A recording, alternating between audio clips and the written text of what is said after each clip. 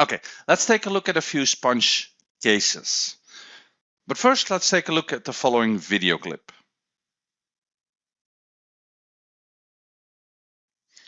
The first case is of a 7-year-old boy. He was playing cowboys and Indians with his friends. And in this play, he was tied up to a tree. And he was the Indian, his friends were the cowboys, and the cowboys tied up the Indian to the tree. And the cowboys said like, "We're gonna get a gun and we're gonna shoot you." Later that day, passengers or people passing by noticed that the boy was still there, being tied up. Something happened that the boys forgot to untie him. And he was still there, and he feared for his life. They thought the cowboys were not playing a game, but they were real.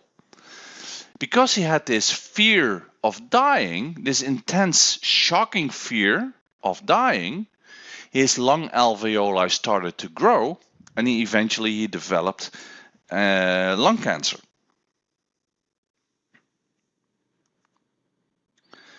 Another example. This happened to a neighbor of mine. She went for a regular checkup to the hospital. And I don't know what the reason was. I think it was a general checkup.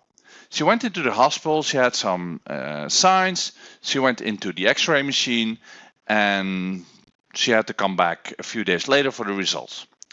When she came back, the doctor mentioned, sorry to say, but we see some spots on the lung.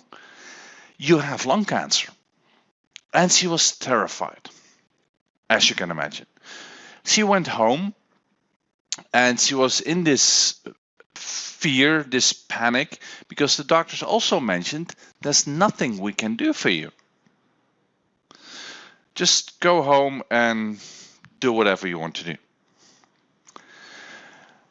A few months later, she went to the hospital for another checkup, and they noticed there was nothing there. And they actually said, "I think we made an error on the first scan." Apparently there was nothing there. She lived for months with the fear, the shocking fear that she was dying, but nothing was there. However, after a few weeks, she started even coughing more and having more lung problems. And after the second checkup where they mentioned nothing happened,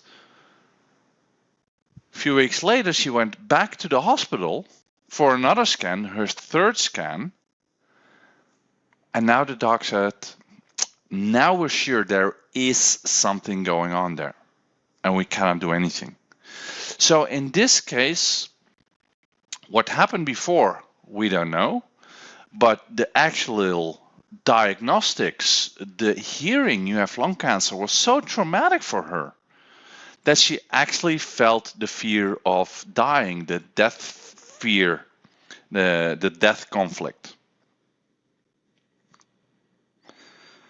This case is about a happily married woman and who hated to cook.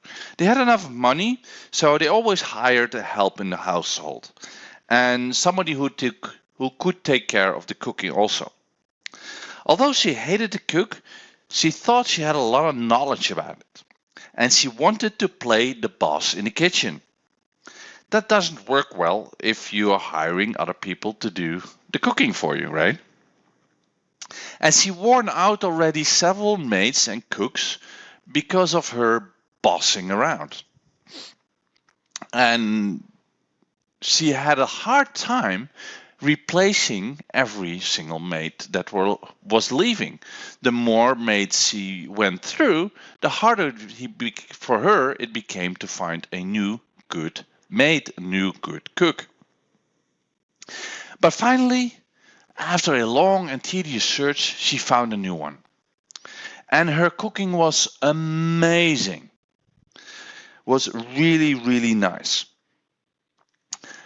But she could not stay out of the kitchen. And the maid didn't like it and left. Somehow, this woman now had a feeling, how will I supply for my food? Because the maid left just before a very important banquet where she had to cook.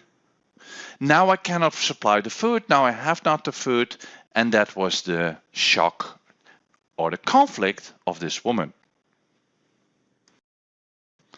And at the same time, this woman could not cook, but she thought she could. At least she had to boss people around, but she couldn't. Now that she no longer had a maid, she felt like now we are going to starve, which ended up in her liver.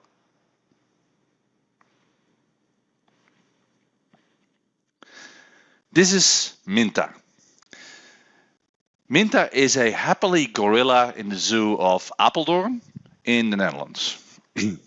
And while I was looking at the caretaker doing his presentation, introducing all the gorillas, I noticed that Minta was larger than other gorillas. And the caretaker actually was pointing that out and asking all the boys and all the girls, can you see who is pregnant?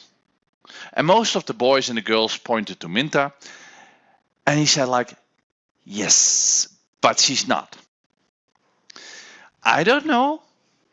Minta is not pregnant. And he pointed to another gorilla. She is pregnant.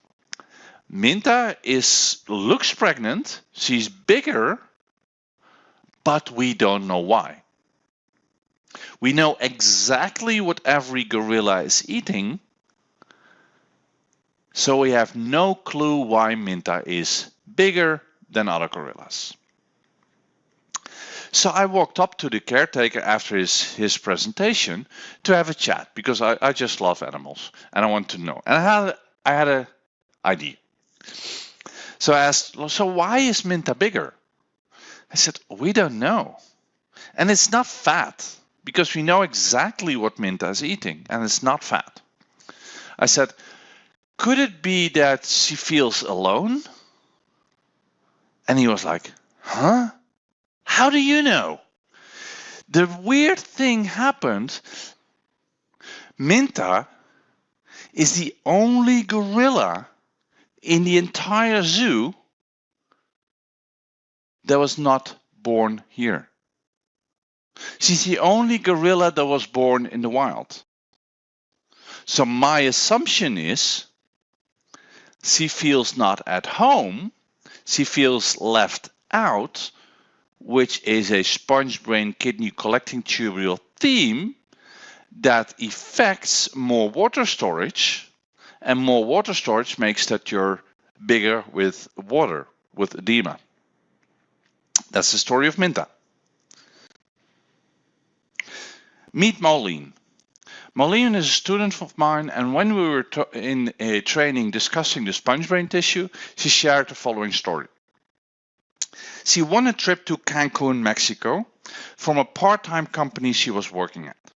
And she was really liking that, and told all her friends that she won this holiday.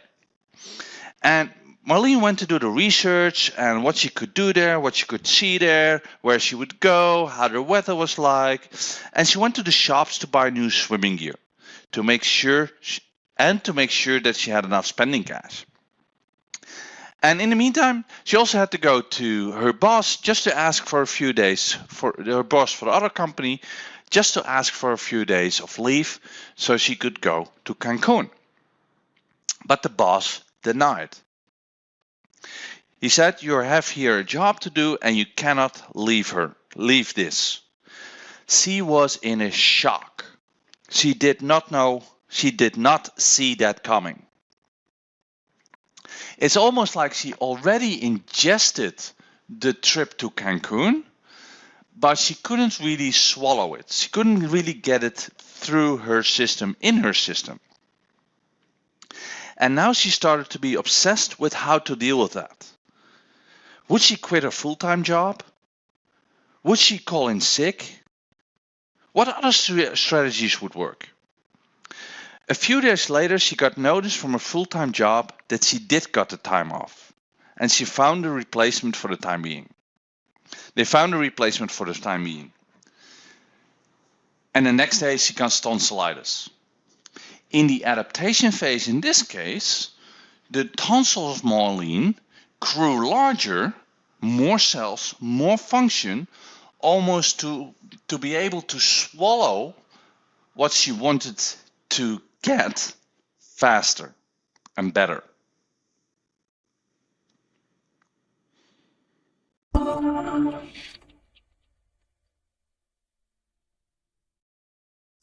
Now continue and subscribe to our platform and get more additional free resources and other related videos, also free. Just go to free.biocompass.org.